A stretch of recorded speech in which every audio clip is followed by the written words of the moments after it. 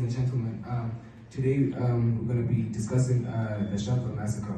Before I delve deep into this topic, I would like to list the lesson plan and the objectives of my lesson today. So after this class, students should be able to know what the Sharpeville Massacre was. They should be able to list the causes of the Sharpeville Massacre, at least a handful of the. You're not robots, and I don't expect you to know everything. They should be able to list the causes of the Sharpeville Massacre. They should be able to list the aftermath of the Sharpeville Massacre, and they should be able to conclude, because at the end of the day, we're going to be writing an essay about this experience. Thank you so much. Let's move on. The introduction.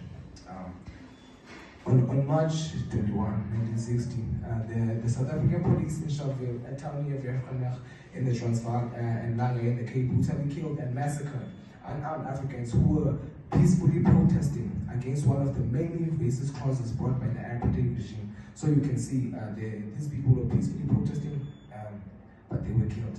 Moving along. Both the African National Congress, ANC, and this breakaway spring group, the Pan-African Congress, PAC, demonstrated against the past laws.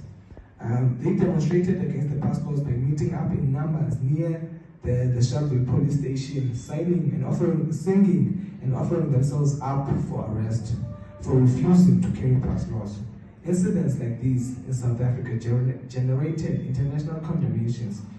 Since then, many organizations in other countries have set aside March 21st every year to commemorate the day in form of seminars to display unity with South Africa. So as you can see, this was more than a movement, students. This was the black child saying enough is enough, because this was actually restricting a lot of things, but we're going to move on to that. You're going to see what I'm talking about. So we look at the causes of the Sharpeville Massacre. The Sharpeville Massacre occurred in South Africa during the apartheid period, or during when the apartheid regime was in power. A racist legal arrangement that denied rights and freedom to anyone that was not considered white. Apartheid means apartness in Afrikaans, in the Afrikaans language. The term was encouraged by the National Party, or in other words, the NP. The National Party was elected by white people only in 1948. So as you can see, my people, my students, black people weren't even allowed to vote. This party came to power, the apartheid regime came to power. It was just all colonization. So moving on. The apartheid laws grouped people according to their race. This, in other words, I think some of you students know about this. This can be also referred to as the Group Areas Act, grouping people along their colors. Whites were like, this was actually this was racism and socialism, because actually whites they were living in their own nice places. You know what I mean? They were living in places of comfort. And native blacks, people of mixed race, Asians, they were all misplaced. They were all put in rural areas, places where there was no efficient roads, efficient transport, etc., etc. I think you get the idea. These laws confirm non-white South African lives. Confined. Sorry, my students. Hey, gonna get me fired. To continue. The cause. To continue on the causes of the Sharpeville Massacre. So, one of the laws, the main laws that led to this, were the past laws. So the past laws were actually the main laws that led to this. You can only imagine how confined the black community felt, because they couldn't do anything without the past laws. They couldn't go anywhere actually. So you can only imagine. This law compelled black South Africans to carry identification, to be able to work, travel, live. You get what I mean? I already talked about that, my students. In March 1960, an association called the PAC decided to arrange a protest in a black township of Sharpeville.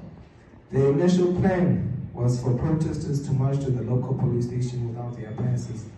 They asked to be arrested in act of civil disobedience.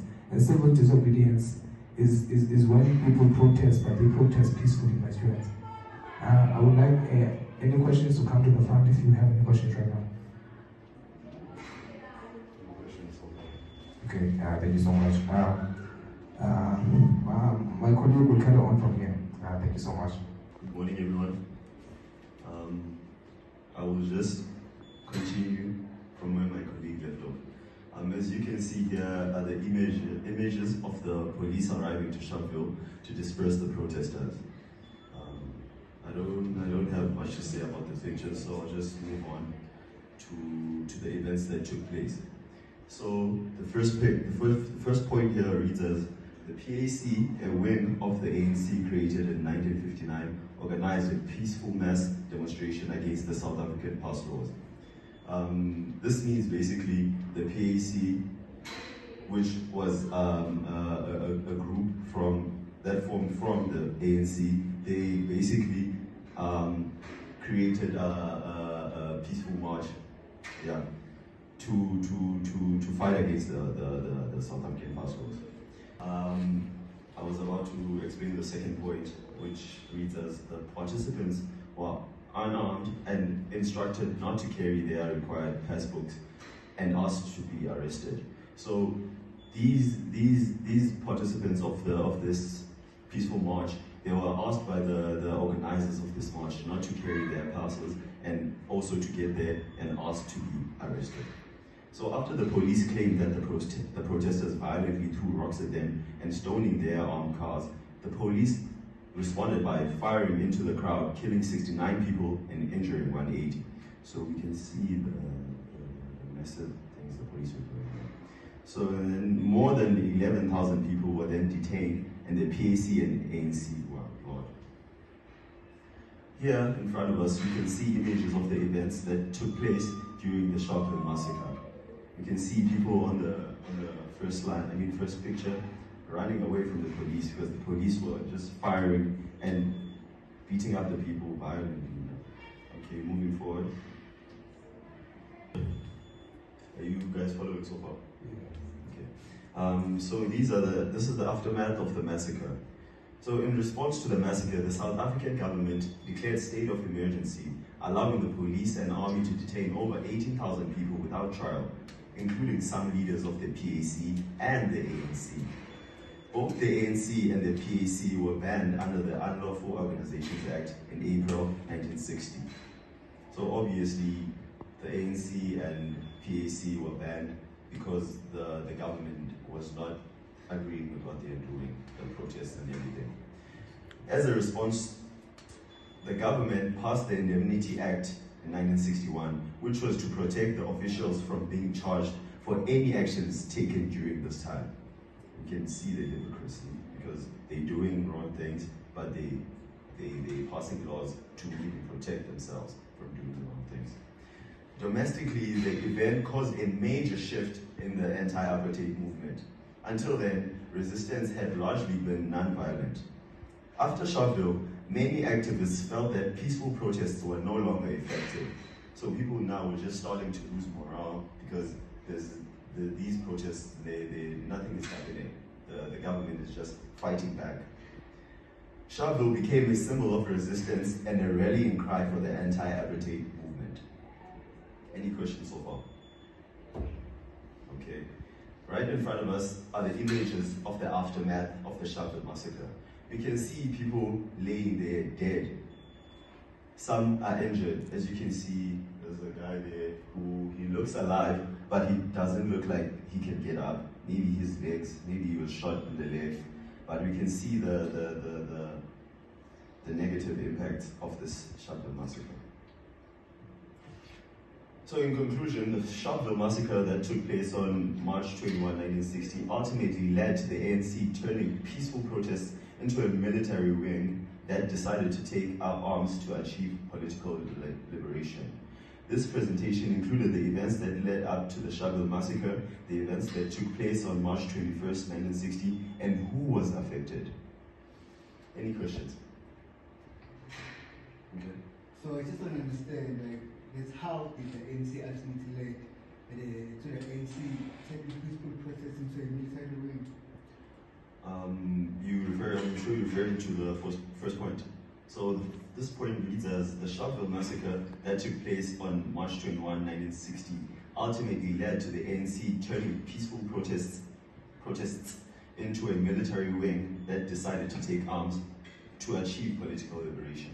So basically what this point means is that the ANC took the initiative to turn the peaceful protests into a weapon they can use against the laws that were brought up by the government. That's what the point means.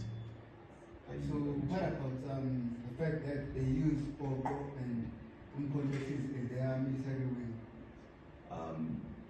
Bogo, and me not mentioning Bogo and MK is not me disregarding them. Yes, they were part of the military wing, but also this point, what this point is focused on is how the ANC used the peaceful protests to fight against the past. Any other questions? Okay, that is the end of today's class. Thank you all for participating.